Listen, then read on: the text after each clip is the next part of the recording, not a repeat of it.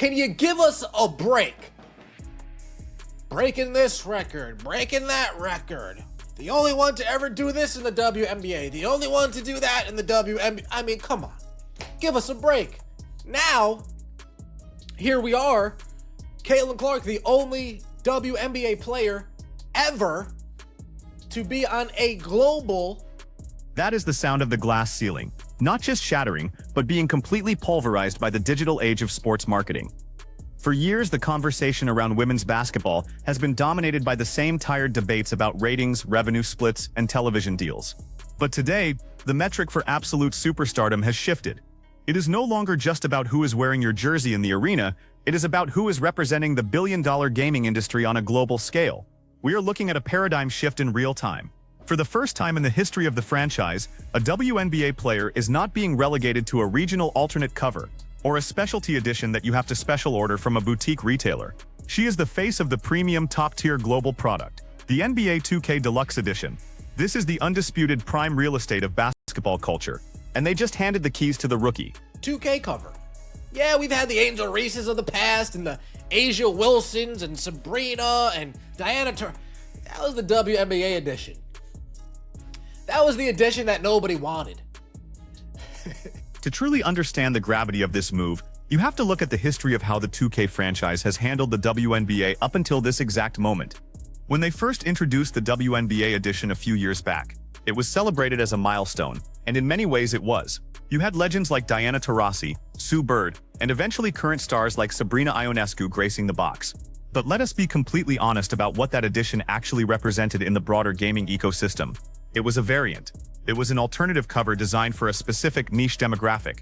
It was a secondary option sitting behind whoever the primary NBA superstar was that year. It felt like a polite gesture from a massive corporation, a nod to the growing influence of the women's game, but it was absolutely not the main event. Retailers stocked it in limited quantities, and in the digital storefronts, it was often buried beneath the standard and premium editions of the men's game.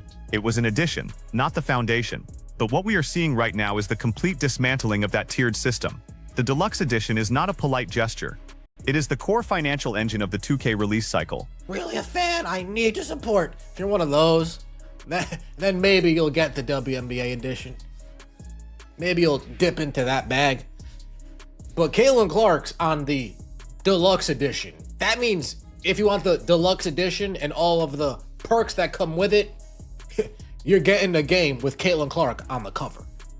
This is where the economics of modern video games come into play, and it is the exact reason why this decision is so monumental. The Deluxe Edition of any sports title is where the publisher makes their highest margins. This is the package that comes loaded with virtual currency, exclusive My Team packs, early access privileges, and digital cosmetics. It is priced at a premium, usually hovering around the $100 mark, and it is targeted squarely at the most dedicated hardcore segment of the player base. These are the players who spend hundreds of hours, and often hundreds of additional dollars, inside the game's ecosystem.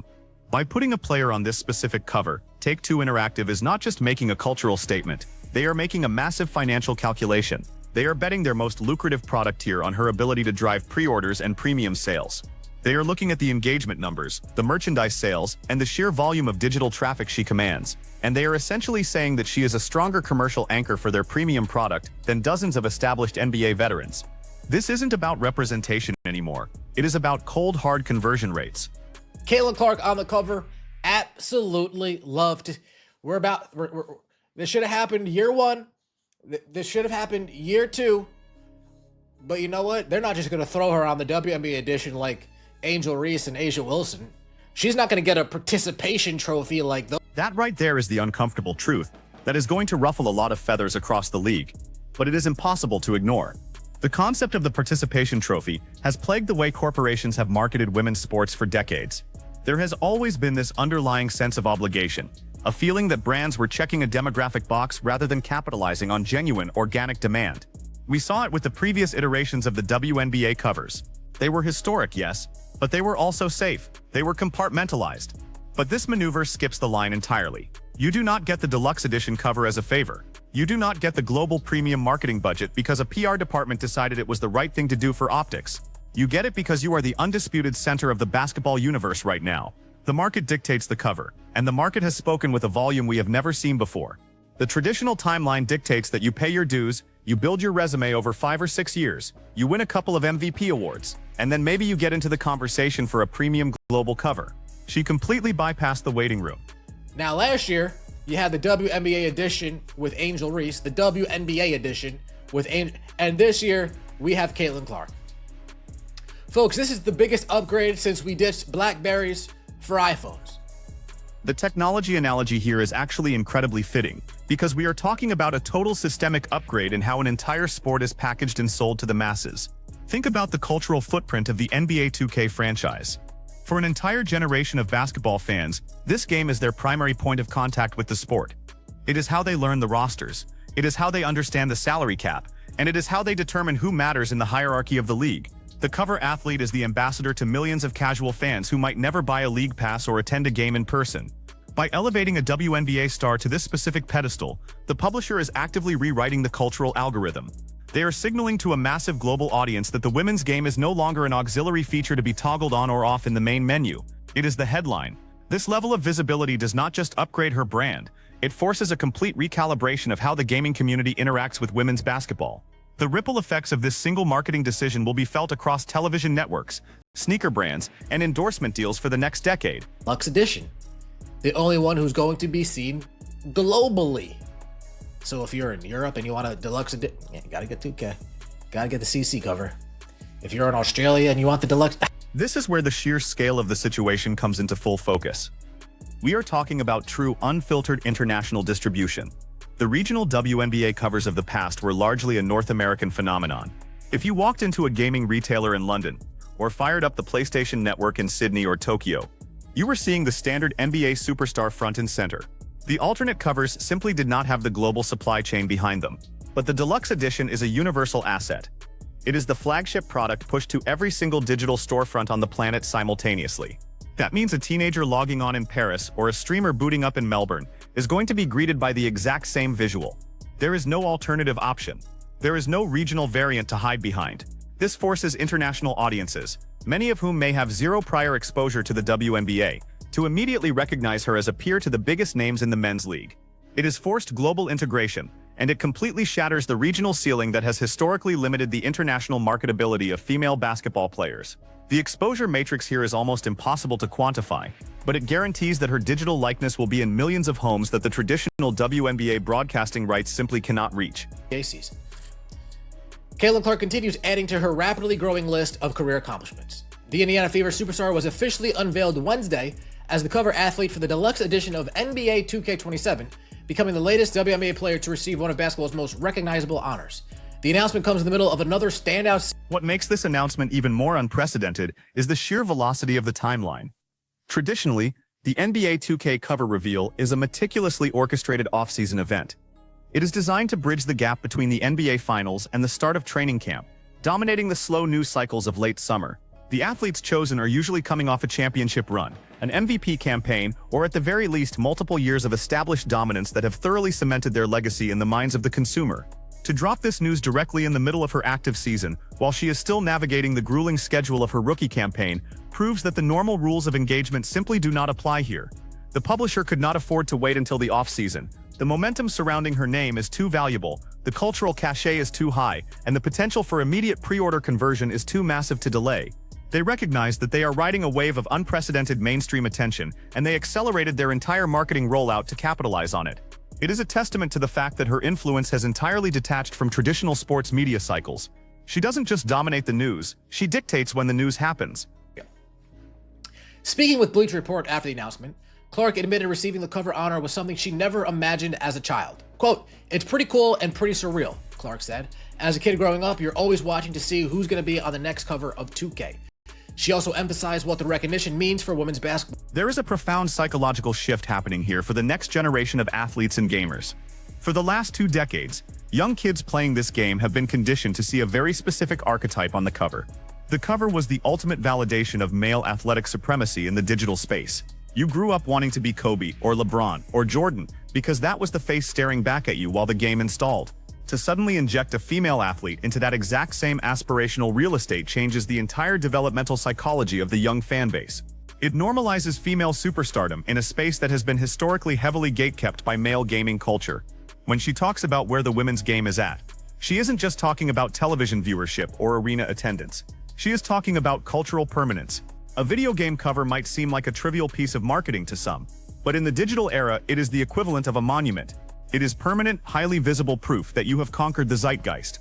By the time the next generation of fans grows up, seeing a WNBA player on the premium edition of the biggest sports game in the world won't be a groundbreaking headline, it will just be the standard operating procedure.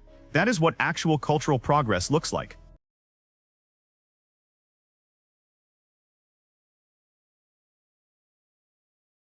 Guard also reflected on sharing the spotlight with Rose and Wembanyama, calling it an honor she doesn't take lightly. She revealed she first met with Rose while attending a basketball tournament in 7th grade and called Wembanyama one of her favorite NBA players, recalling that the Spurs star once gifted her a game-worn signed jersey that remains one of her favorite collectibles. But the part that should actually bother you comes later, when you look at how this historic moment was actually executed behind the scenes. Before we get to that massive corporate fumble, we have to analyze the trio that 2K has assembled for this year's rollout. You have Victor Wembanyama on the Standard Edition, Derrick Rose on the Legacy Ultra Edition, and Caitlin on the Deluxe. This is a masterclass in demographic targeting by the publisher. Wembanyama represents the futuristic, unprecedented evolution of the NBA. Derrick Rose is the emotional anchor, tapping into the deep, fierce nostalgia of the older player base, who remembers his MVP peak. And then you have the Deluxe cover, which serves as the bridge to the entirely new demographic of fans that have flooded into basketball over the last year. It is a perfectly balanced trifecta, sharing that specific spotlight, standing shoulder to shoulder with the most hyped NBA prospect since LeBron James, and one of the most beloved point guards in modern history, validates her position at the absolute pinnacle of the sports hierarchy. It proves that the executives in charge of this franchise view her not as a side attraction, but as an equal pillar holding up the entire marketing structure of the game. And you never thought that you'd ever see this. The Indiana Fever are actually I mean, this is really all that they have. This is all that they could muster up. 4 letters, a controller emoji. And yet, despite all of this monumental significance, despite the global reach and the shattered glass ceilings, we have to talk about the localized institutional failure that accompanied this announcement. You would think that a sports franchise, upon realizing that their marquee player has just secured one of the most coveted pieces of digital real estate in the history of modern athletics, would orchestrate a massive coordinated promotional campaign. You would expect high-quality production, behind-the-scenes footage, press releases, and a full social media takeover to celebrate a milestone that brings immeasurable value to the team's brand. Instead, the official response from her own organization was a handful of letters and a couple of emojis. It is a stunning display of administrative lethargy. It highlights a recurring problem in the current landscape of women's sports. The athletes are evolving and expanding their reach at a pace that the organizations surrounding them simply cannot comprehend. The infrastructure of the team's marketing department seems completely unequipped to handle a superstar of this magnitude. When your player achieves a generational milestone, and your digital response looks like an afterthought drafted by an intern on their lunch break, it proves that the player has entirely outgrown the institutional capabilities of the franchise she plays for. I had to click into it to recognize, I mean, I knew it was Caitlin Clark. You got the 22, you got the silhouette, you got the ponytail. It kind of looks like CC, but you can tell that this is AI generated, right? You can tell that this is AI generated. Hey, 2K, go to any of... But that organizational failure is nothing compared to the absolute disaster class delivered by the game publisher itself. This brings us to the controversy that is currently setting the gaming community on fire, and it entirely undercuts the supposed prestige of the honor. Look closely at the artwork chosen for this historic deluxe cover. In a year where they are touting the most significant upgrade in the history of their cover athletes, in a year where they are charging a massive premium for this specific edition, the multi-billion-dollar publisher couldn't be bothered to commission a proper high-resolution original photo shoot. The visual anomalies, the unnatural lighting, the weird smoothing on the silhouette, it absolutely screams of artificial intelligence generation. This is the dark side of modern corporate media. They want the cultural credit, they want the massive influx of pre-order cash, and they want the headlines praising them for their progressive marketing choices, but they refuse to invest the actual resources required to do it right. Slapping a poorly rendered low-effort AI image onto a premium product featuring a historic athlete is the ultimate form of corporate disrespect disguised as a tribute. It tells you everything you need to know about the profit-first, quality-second mindset dominating the industry right now.